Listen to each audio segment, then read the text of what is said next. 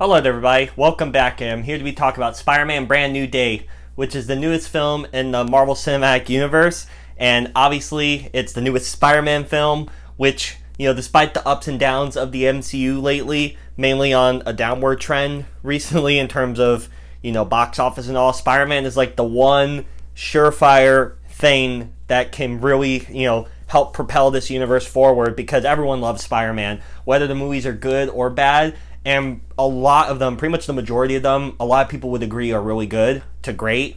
And this film follows, Tom Holland's Spider-Man after the, events of No Way Home and how insane that was. It's him, just, trying to cope with, how everyone, has forgotten who he was, and, including two of his, best friends, Ned, and of course his love interest, MJ. And just him being kind of lonely and just on his own, and as he's trying to maneuver his way through life, in this new predicament, a new big threat shows up, and he has to try to stop it. And along for the ride you have Punisher, who is also a big player in this film, the one from the Daredevil show and his own show on Netflix, which now on Disney Plus. John Bernthal returns. And of course, you also have Mark Ruffalo, making an appearance as Hulk here. So it's really kind of continues that tradition of his films having other MCU type characters make an appearance in his film. And obviously, going into this film, I was pretty looking forward to it. And like I said, it's like one of the big guarantees for the MCU to have like a surefire hit. And judging on how historic this box office has been for this opening weekend, needless to say, this film pretty much fired on all cylinders because it was a lot of fun. I really did enjoy it, and so much so that usually I'll redo spoiler filled reviews for everything. Obviously, it's very rare when I want to do it, but I think this is a good occasion, so it's gonna be a spoiler filled video. So just quick, thoughts before we dive into spoilers. Go see the movie if you haven't already. I'm pretty sure everyone has, judging on how much money it's made, but go see it. I highly recommend it.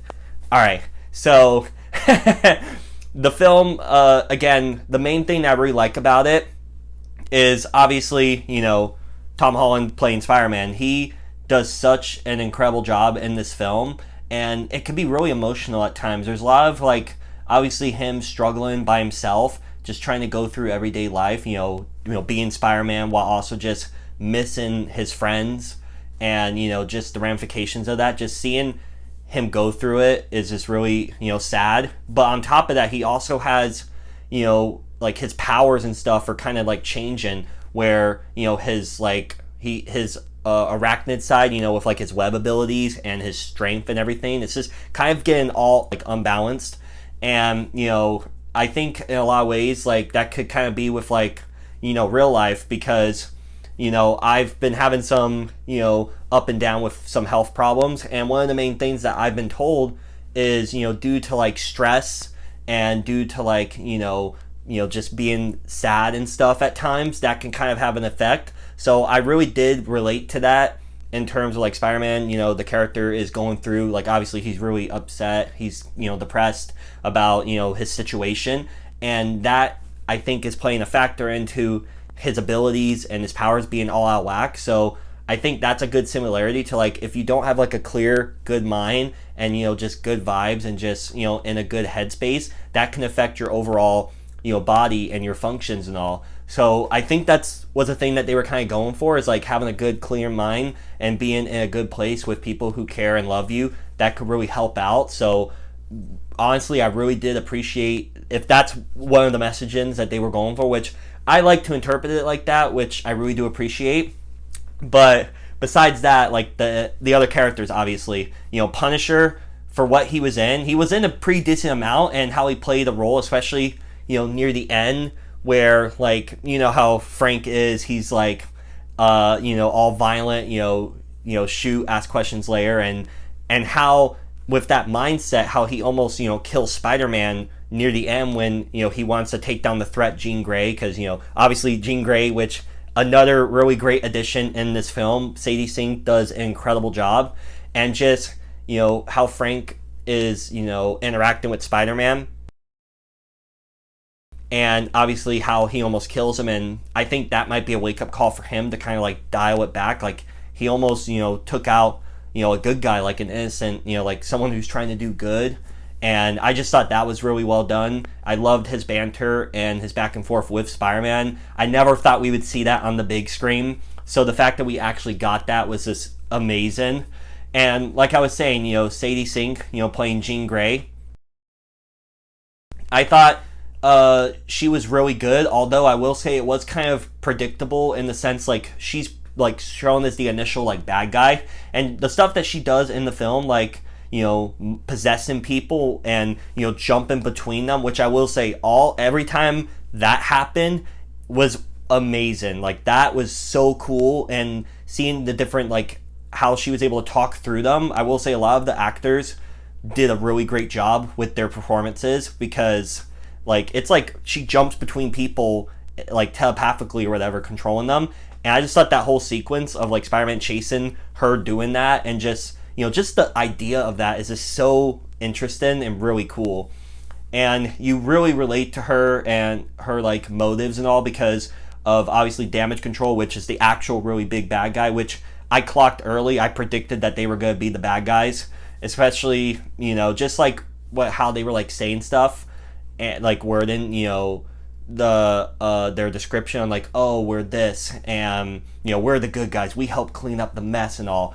And I don't know, it's just how they were describing it. I'm like, there has to be more than just, you're just going to introduce this big organization as just, oh yeah, we're just good guys. It felt like they were going to be antagonistic in some way. And some of their methods, obviously what they did to Jean and her sister, which you find out who she's looking for. And we kept trying to figure out what does VMAX mean, and how that was like her sister's way of telling her like, this is where I'm trapped, where she eventually learns the sad truth about her sister's passing. I thought all that, like the story, when it really gets good, it's really riveting, and I just thought that was really engaging. I will say though, there were a little bit of nitpicks, like for example Hulk, which everyone was loving and really enjoying in the film. That scene, yes, that's great, but in terms of the overall story, he's there for like kind of an exposition type scene with Peter at the university, and then has that fight sequence, and then that's it. So he isn't really there. It felt like they initially didn't have Hulk in the script. I could be totally wrong with this, but then they decided to add him because like, why not? And I mean, I guess a lot of people really like it, and it was good, but it just felt unnecessary to really bring Hulk into the movie, and Bruce Banner and all that. But I mean, it was cool to see him and all. It just felt a bit of a nitpick there. And also I do want to say the action sequences, because the director Destin Daniel, he was obviously Shang-Chi, directed that, and you could really tell with a lot of the fight sequences and how well done they are. And like there's a bit of slow-mo type of fighting, and it just felt so like, I don't know, it just felt great. It felt different from the previous Tom Holland films, obviously a new director, but it really reminded me a little bit of some of the fight sequences from Shang-Chi.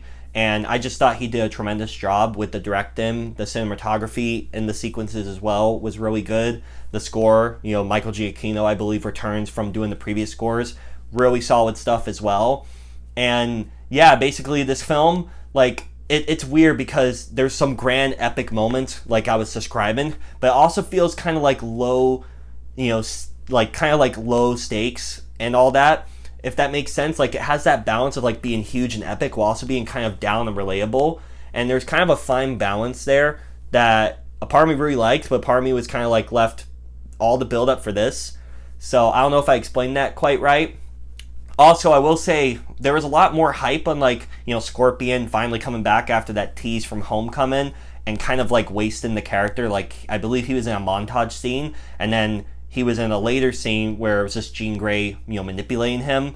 So that was kind of a letdown. Tombstone having a montage scene and then just not being in the rest of the film, that was also a bit of a letdown. But I get it, showing a bit of that montage at the beginning of Spider-Man going through the motions and finding all these different people, which that's cool. I just kind of wish we would have seen a bit more of these characters, but maybe we will in the future.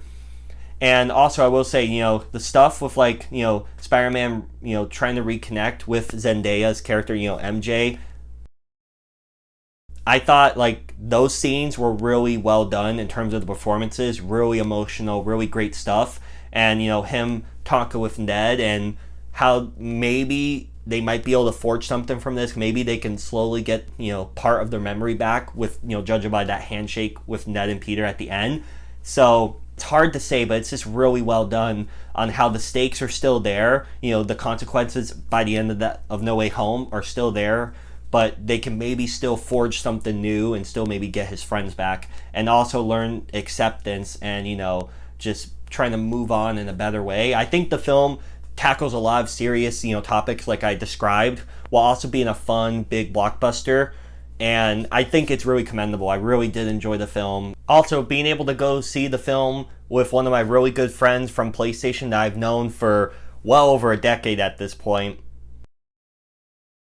Being able to see it with him, who obviously he's also a huge, massive fan as well, that made the experience a lot more fun as well. I highly recommend everyone seeing it, and those were my thoughts on Spider-Man Brand New Day. Again, what did you all think of this film? Please let me know down below in the comment section.